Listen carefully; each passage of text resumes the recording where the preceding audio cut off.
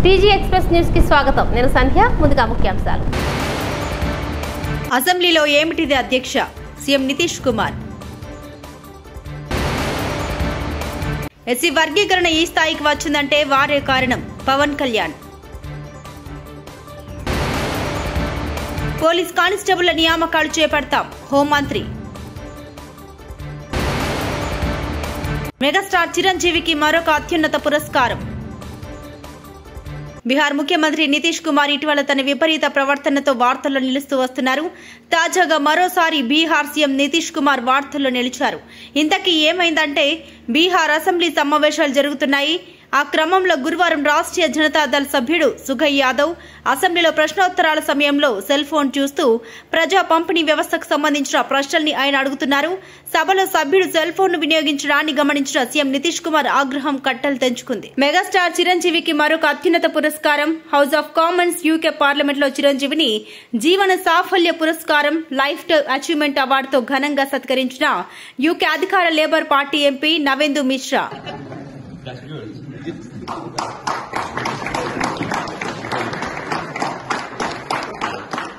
Sir, just one here. No, thank you. Just one here.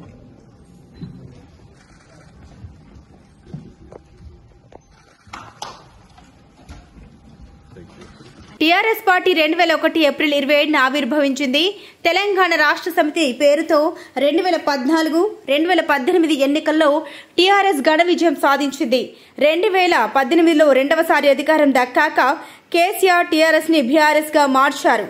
కారణాలు తెలియదు కానీ BRS ని ఇప్పుడు టీఆర్ఎస్ గా మార్చేందుకు కేసీఆర్ సిద్దమైనట్లు సమాచారం. ఈ ఏడాది ఏప్రిల్ 27న బీఆర్ఎస్ పేరుని టీఆర్ఎస్ గా మార్చనున్నట్లు సమాచారం. బ్యాగ్ చూడగానే రేవంత్ రెడ్డికి గుర్తుకొస్తున్న ఈ పాట వినిపిస్తుంది. రేవంత్ రెడ్డికి బ్యాగ్ కు విడదీయలేని బంధం ఉంది. కేటీఆర్ హామీలు 100 రోజుల్లో ఇస్తామన్నాం కానీ మొదటి 100 రోజులని అనలేదుగా. ఆఖరి 100 రోజుల్లో హామీలు ఇస్తామని కాంగ్రెస్ సీనియర్ ఎమ్మెల్యే అన్నాడు. కేటీఆర్ మీద యూట్యూబర్లతో విష ప్రచారం చేసి అధికారంలోకి వచ్చిన రేవంత్ రెడ్డి ఇప్పుడు అదే యూట్యూబర్లను బట్టలు తీసుకొడతా అంటున్నాడు. కేటీఆర్ ఆయన దగ్గరకు వస్తే అంటే ఆయన కాడికి వస్తేనే అన్ని గుర్తొస్తున్నాయి. ఇదివరకేమో ఎవ్వరికి ఇక భార్యలు లేరు, పిల్లలు లేరు, ఈయనొక్కలకే ఉన్నారట. ఇదివరకేమో ఎవరిని పడితే వాళ్ళని ఏది పడతా అనొచ్చు. ఒక్కొక్క కాన్స్టిట్యున్సీకి వచ్చి ఒక్కొక్క నాయకుడిని ఎంత అన్యాయంగా, ఎంత నీచంగా, ఎంత నికృష్టంగా, మాట్లాడలేని భాషలో వికృతంగా మాట్లాడి ప్రజల మనసులు ఖరాబ్ చేసి, నెత్తి ఖరాబ్ చేసి, లేని ఆశ పెట్టి, దురాశ పెట్టి అధికారంలోకి వచ్చిన మోసం అంటే గుర్తొచ్చింది. నిన్న బడ్జెట్ అయిపోయింది, బయటికి వస్తున్నా, పేరొద్దులే కానీ ఒక కాంగ్రెస్ సీనియర్ ఎమ్మెల్యే కలిసి నేనన్నా, ఏమన్నా 100 రోజులు అంటిరి, ఏమైనా 6 గ్యారంటీలు అన్నా. 100 రోజులు అన్నా, మొదటి 100 రోజులు అనలేదు కదా, ఆఖరి 100 రోజులు ఇస్తామంటుండు. ఇవన్నీ ప్రజలకు చెప్పాలి. ఆఖరి 100 రోజులు ఇస్తారట అంటే ఎంత లంగలో చూడురిగా మీరు. ఆడికెళ్ళి అసెంబ్లీకి వచ్చింది, మా బట్టన్న ఓ బ్యాగ్ పట్టుకొని వచ్చిండు. ఇక బ్యాగ్ చూడంగానే పాపం రేవంత్ రెడ్డికి పాత జ్ఞాపకాలన్నీ గుర్తుకొస్తున్నాయి అనుకుంటా. పాత జ్ఞాపకాలన్నీ పాపం ఉన్నాయి కదా, మంచి మంచి జ్ఞాపకాలు. సో ఆ బ్యాగ్ పట్టుకొని చూస్తే, ఆ బ్యాగ్ ఓపెన్ చేస్తే ఏమున్నది, బ్యాగ్ తెరిస్తే ఎస్సీ వర్గీకరణ ఈ స్థాయికి వచ్చిందంటే మందకృష్ణ, సీఎం చంద్రబాబు నాయుడే కారణమని ఆంధ్రప్రదేశ్ డిప్యూటీ సీఎం పవన్ కళ్యాణ్ స్పష్టం చేశారు. గురువారం అసెంబ్లీలో ఎస్సీ వర్గీకరణపై చర్చ జరిగింది. ఈ సందర్భంగా పవన్ కళ్యాణ్ మాట్లాడారు. ఉమ్మడి ఆంధ్రప్రదేశ్ లో ఎస్సీ వర్గీకరణ చేసిన చంద్రబాబుకు పవన్ కళ్యాణ్ ధన్యవాదాలు తెలిపారు. ఎస్సీ వర్గీకరణతో అందరికీ మేలు జరుగుతుందని ఆశిస్తున్నట్లు ఆయన తెలిపారు.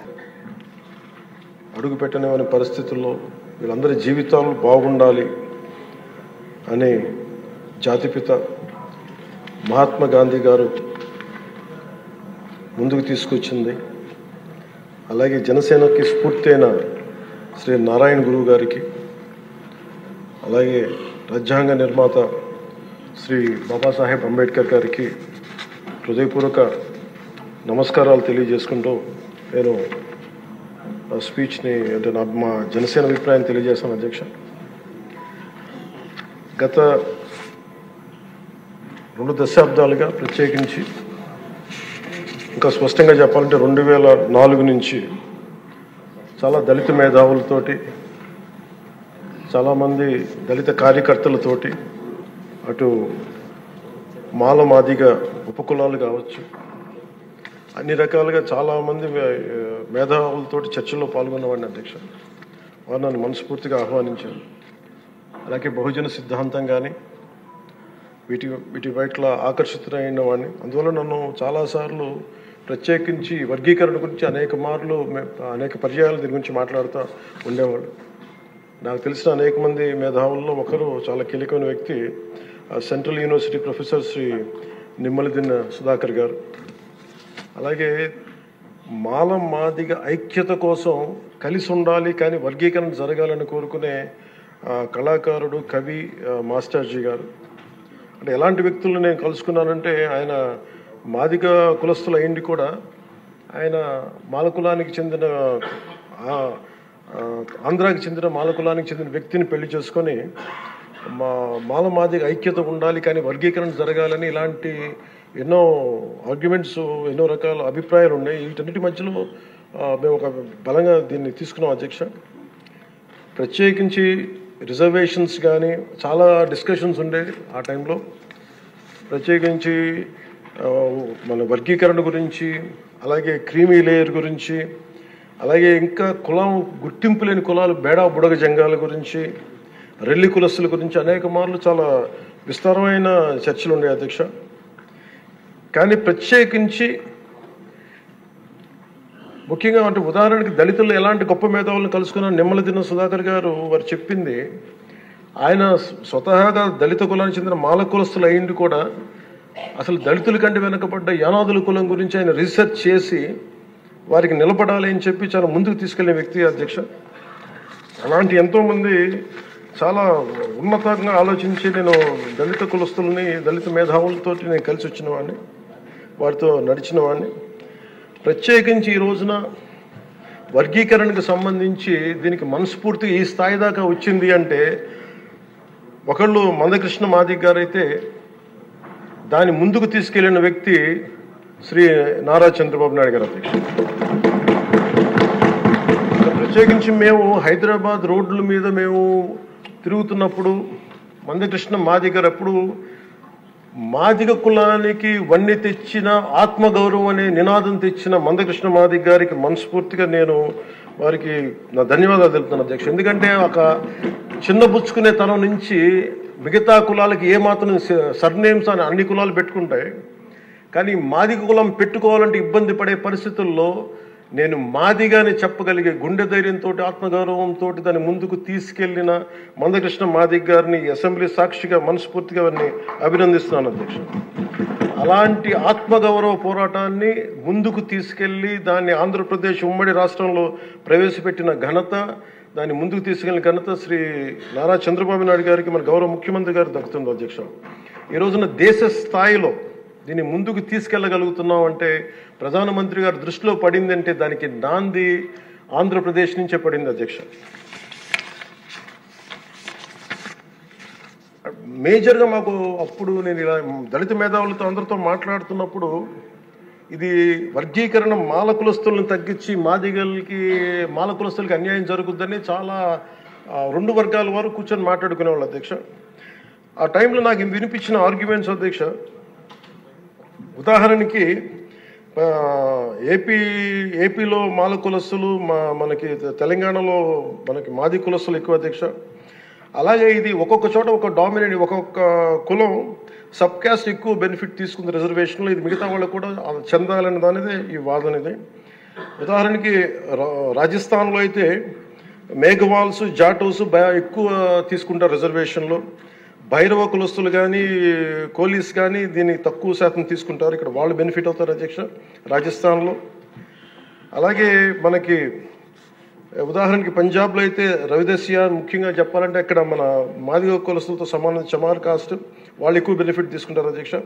కానీ అక్కడ ఈ రోజున మేజర్ భాగం దీనివల్ల బెనిఫిట్ అయితే అక్కడ బాల్మీకిలు, మజాబీ సిక్కులు, అలాగే ఇలాగ అనేక విభిన్నంగా ఒక్కొక్క చోట ఉన్న ఈ డామినెన్స్ కావచ్చు, లేదంటే ఎక్కువ శాతం తీసుకోవడం కావచ్చు, ఇట్స్ అ బ్యాలెన్సింగ్ యాక్ట్ అధ్యక్ష. ఇది వీటన్నిటిని గుర్తించి మనస్ఫూర్తిగా ఈ రోజున నారా చంద్రబాబు నాయుడు గారి ఆధ్వర్యంలో ఈ రోజున ఈ ఎన్డీఏ కూటమి ప్రభుత్వం ఈ మా రిజర్వేషన్ వర్గీకరణ బిల్లుని మనస్ఫూర్తిగా జనసేన తరపు నుంచి మనస్ఫూర్తిగా మేమందరం సమర్థిస్తున్నాం అధ్యక్ష. ప్రత్యేకించి నేను మొన్న రాజీవ్ రంజన్ మిశ్రా గారితో మాట్లాడుతూ ఉంటే 100 నుంచి 10,000 లోపు ఉన్న దాదాపు 59 ఉపకులాలు, మా దళిత కులాలు, ఇవన్నీ మాలమాదిగ దళిత ఉపకులాలతో సహా 59 ఎక్కువ సంఖ్యాబలం ఉన్నాయి. దీన్ని ఎలా చేస్తారంటే 100 లోపు నుంచి 10,000 లోపు ఉండే 46 కులాలు అధ్యక్ష. కొన్ని కులాలు దాదాపు 30-40 మంది కూడా ఉన్నారని వారు తెలియజేశారు అధ్యక్ష. అలాగే ఈ సైంటిఫికలీ ఎనలైజ్డ్ ఎంపిరికల్ డేటాని 4 నెలల వ్యవధిలో గౌరవ ముఖ్యమంత్రి గారు బాధ్యత తీసుకొని మంత్రివర్గంతో ఒక కమిటీని ఏర్పాటు చేసి 1 మ్యాన్ కమిషన్ గారు శ్రీ రాజీవ్ రంజన్ మిశ్రా గారి ఆధ్వర్యంలో నవంబర్లో మొదలై మార్చి 4 నెలల వ్యవధిలో దీన్ని డేటానంతా సైంటిఫిక్గా అనలైజ్ చేసి ఎంపిరికల్ డేటాని విద్యా, సామాజిక, ఆర్థిక, రాజకీయ, అంతర్గత వెనుకబాటుతనాన్ని వారు మూడుగా విభజించిన విధానం చాలా అద్భుతంగా ఉంది అధ్యక్ష. ఇది అందరికీ మేలు చేస్తూనే కోరుకుంటున్నాను. మందకృష్ణ గారు వర్గీకరణ ఉద్యమానికి ఆద్యులు. రాష్ట్రంలో ఖాళీగా ఉన్న కానిస్టేబుల్ ఉద్యోగాలు, పోలీస్ వెల్ఫేర్పై ప్రభుత్వం తీసుకుంటున్న చర్యలపై సభ్యులు కొనతాల రామకృష్ణ ప్రశ్నించారు. ఇందుకు హోంమంత్రి వంగలపూడి అనిత సమాధానాలిచ్చారు. ప్రస్తుతం ఉన్న 16,862 కానిస్టేబుల్ పోస్టుల్లో 6,100 పోస్టుల నియామకం పూర్తి కానుందని తెలిపారు. మిగిలిన 10,762 ఖాళీల నియామకానికి ప్రభుత్వానికి డీజీపీకి ప్రతిపాదన పంపించడం జరిగిందని తెలిపారు. ఉషా మెహ్రా కమిషన్ ను షెడ్యూల్ కులాల విభజనపై అధ్యయనం చేయడానికి నియమించింది. ఉషా మెహ్రా కమిషన్ తన నివేదికలో ఎస్సీ ఉపవర్గీకరణ సమంజసమే అని సూచించింది అధ్యక్ష.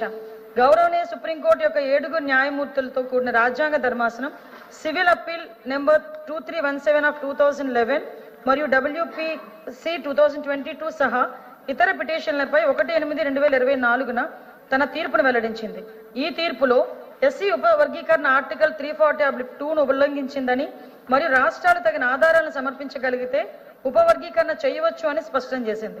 అయితే ఒక కులం, ఆ సమూహం తగిన ప్రాధాన్యం పొందలేకపోవటానికి కారణం వెనుకబాటుతనం అనే విషయాన్ని రాష్ట్రం నిరూపించాలి అని కోర్టు పేర్కొంది అధ్యక్ష. ఈ తీర్పును అధ్యయనం చేసిన ఆంధ్రప్రదేశ్ ప్రభుత్వం శ్రీ రాజీవ్ రంజన్ మిశ్రా రిటైర్డ్ IAS గారిని 1952 కమిషన్ ఆఫ్ ఎంక్వైరీ చట్టం ప్రకారం ఒంటరి కమిషన్ గా నియమించింది. ఈ కమిషన్ ఆంధ్రప్రదేశ్ రాష్ట్రంలో వివిధ షెడ్యూల్ కులాల మధ్య రిజర్వేషన్ల విధానాల ప్రయోజనాలు సమానంగా పంపిణీ చేయాలనే ఉద్దేశంతో ఎస్సీ ఉపవర్గీకరణ ప్రత్యేక సిఫార్సులు అందించడానికి నియమితమైంది అధ్యక్ష. కమిషన్ 27/11/2024న బాధ్యతలు స్వీకరించి రాష్ట్ర వ్యాప్తంగా పర్యటించి జిల్లా అధికారులతో, NGOలతో, వివిధ దళిత సంస్థలతో, ప్రజలతో సమావేశాలు నిర్వహించి శాఖాధిపతులు, సచివాలయ శాఖలతో చర్చలు జరిపి డేటాను సేకరించింది.